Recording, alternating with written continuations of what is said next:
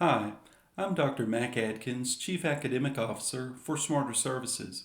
Thanks for checking out Part 3 of our blog series on myths about virtual proctoring. The earlier post in this blog series explored the making of myths, as well as myths about privacy, security, and accessibility related to virtual proctoring. In this blog post, we will consider myths related to bias. This is a very important topic, as it is paramount that equal educational opportunities be provided to all learners. This includes equal opportunity and treatment during proctored exams. SmarterServices does acknowledge that there are weaknesses and limitations to facial recognition technology. These limitations are real and not a myth. But the myth that we are addressing is that these technological weaknesses automatically hurt some categories of students and that there are no alternative proctoring options. There are 4 categories of concern related to bias that can be caused by learner authentication technologies. First, socioeconomic bias could occur when learners are not financially able to engage in virtual proctoring. Some students may not possess or find it difficult to afford technologies such as webcams and broadband internet access. They may also be living in an environment where multiple other persons reside, which makes it difficult to craft a testing environment in which they are alone. Also, learners living in poverty may prefer for their environment not to be viewed by others.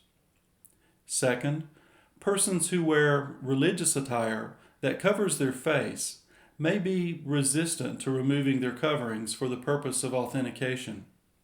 Finally, research has shown that facial recognition technology is not as accurate for females and persons with dark skin tone as it is for white males.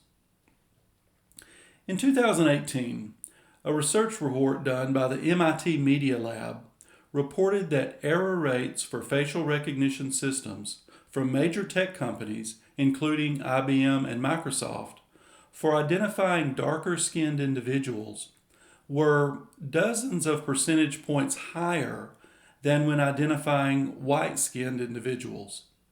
These issues seem to stem from the data sets used to train the systems, which can be overwhelmingly male and white. A year later, a separate study that utilized Amazon's recognition system also revealed significant issues identifying the gender of darker-skinned individuals, as well as mistaking darker-skinned women for men.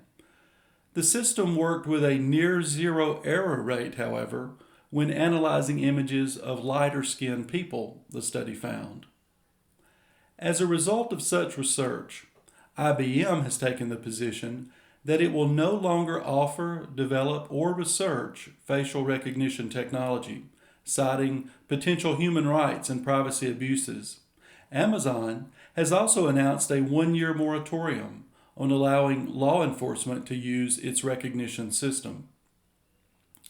SmarterServices does acknowledge that there are weaknesses and limitations to facial recognition technology.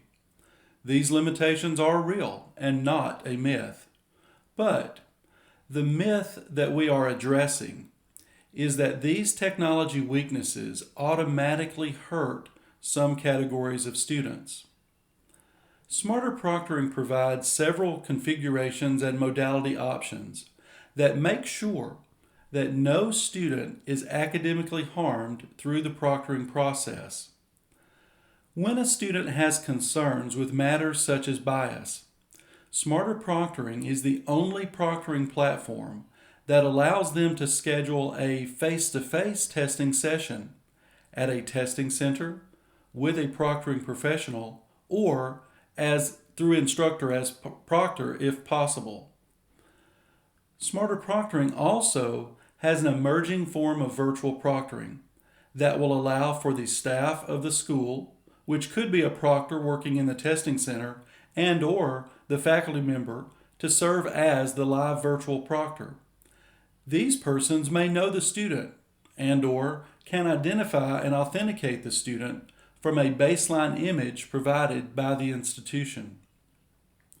Unlike some other virtual proctoring solutions, Smarter Proctoring does not stop the student from starting or continuing the exam if an authentication routine is failed.